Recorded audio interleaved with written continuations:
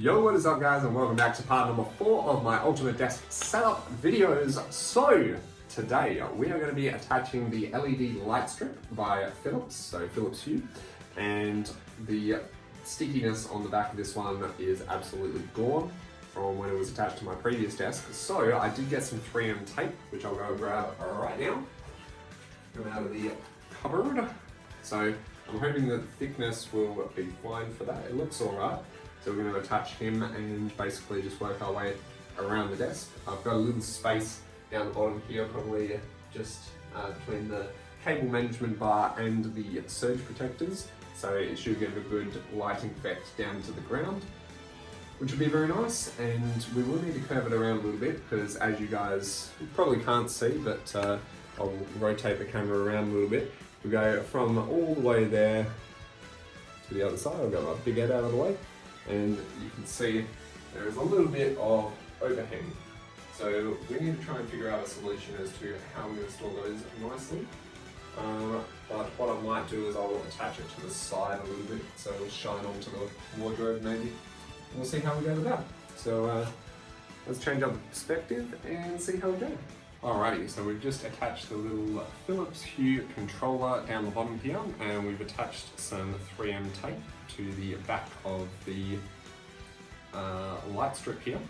Now this should be plenty enough sufficient, I'm sure, but we just need to thread this through carefully to avoid the power cable, and then we will attach him up the top here. Sneak him through and somehow get all this compressed in here nicely. Alright, so I went a little bit too long with the sticky stuff. So what I'll have to do is I'll have to do a little cut here. We'll use this sticky stuff a little bit further down.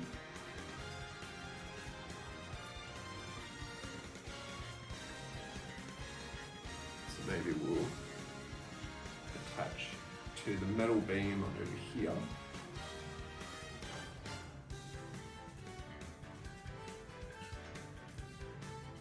There we go.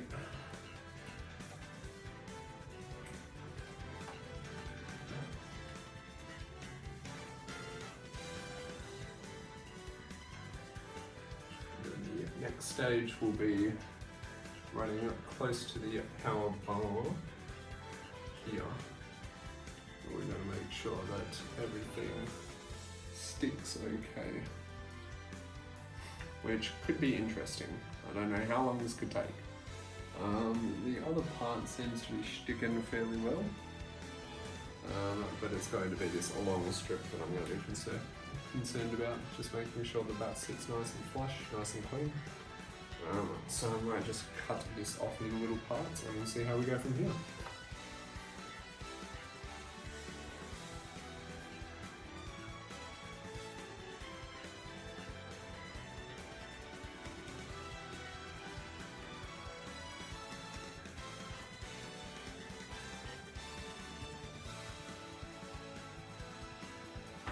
Alrighty, so we are officially stuck together onto the bottom of the desk, and we just need to plug this guy in, and then we're going to cable manage the rest of the monitors as well, see how we do with that. So enjoy. Alrighty, the light strip has been attached and cable managed fairly efficiently. I'm pretty happy with that. As long as the cables are fairly hidden, that's the main thing for me. Now, we can't actually get the light strip going at the moment unless I plug all the internet components in, but we can't really do that at the moment because our internet provider has still come to the party and organised all of this for us. I think we have to wait for the business days to be able to get it sorted. But apparently it's on their end, so they better hurry up and get this sorted because I want to get back to streaming and to be able to upload these videos, of course. Alright. Next stage is the computer and monitor cables to be able to feed them through and see where they lead to. Enjoy. Alrighty, so we are behind the monitors at the moment. Apparently there's some little parts that we squeezed together down the bottom here. and that should hopefully release the cable management solution. But I can't get it to work. Hey, here we go. Okay, so we got that one.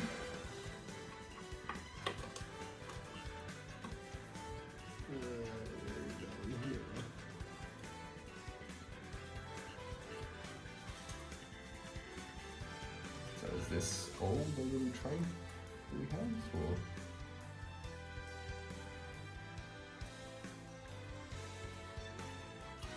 I guess this one.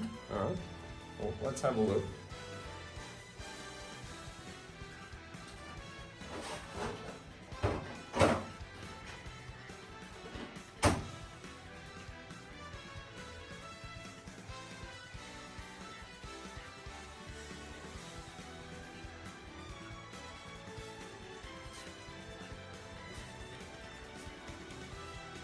Apparently there's a screw over at the end here. We need to undo.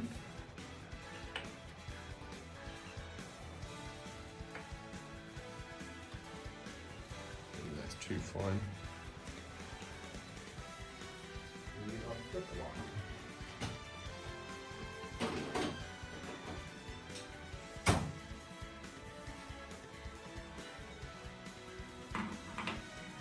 See how we do with that deleted one. No, deleted. Okay.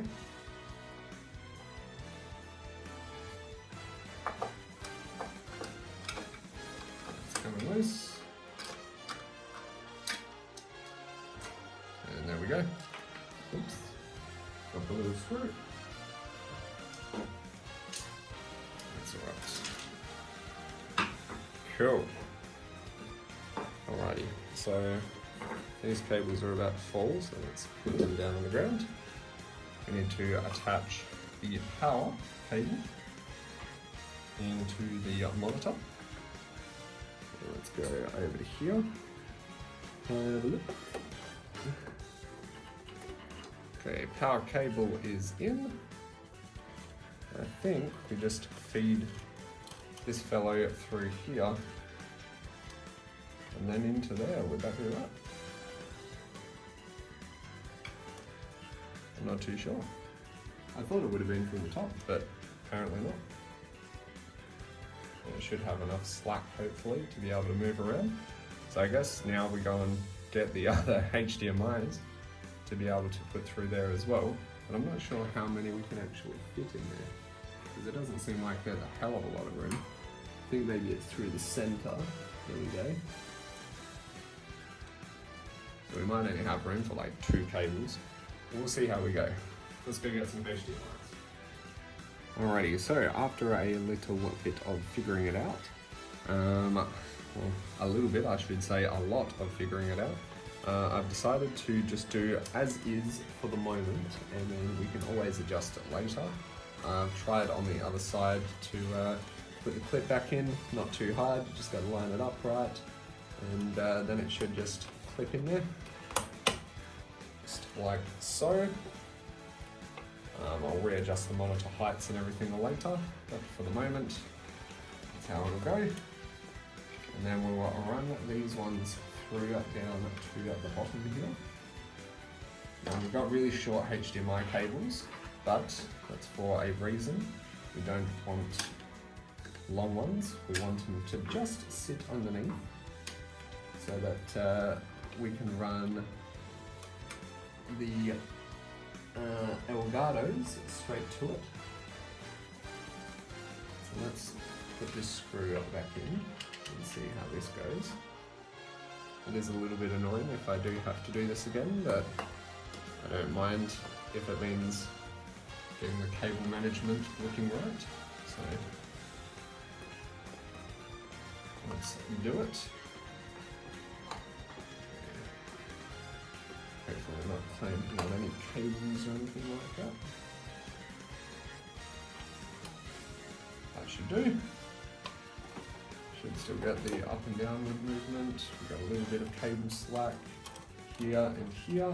So that's good, and then the HDMI cord should be just long enough to be able to see the Elgato straight underneath there. Feed that one through there and have it sitting on the edge. And then we've got the power cable ready to put in as well. So I'm just going to do the same on the other side, and then we'll cut back and see how we go on the middle arm, because I have no idea how that comes by. So good luck to me. Alrighty, so as you guys can see, we're at the back of the iMac now. I've rotated it around so everyone can see. Basically we've got a power cord in now, and it's going to sit here and under here. The only thing we need to look towards doing now is getting all the other cables, because if we're going to have this one off, we may as well just do everything all at the same time. So I've just got to figure out which cables we need to move in, and we'll go from there. Alrighty, so now the time has come for us to feed all of our cables through the back of the iMac, which is obviously where all of the main cables are going to go through. I ordered some USB-C extension cords. Hopefully they'll do alright with the HDMI pass-through, and also we're going to do the Elgato system straight into the iMac as well, because I don't want to mess around with lag on those ones. That would be very nice. So let's see how we go on the back of this.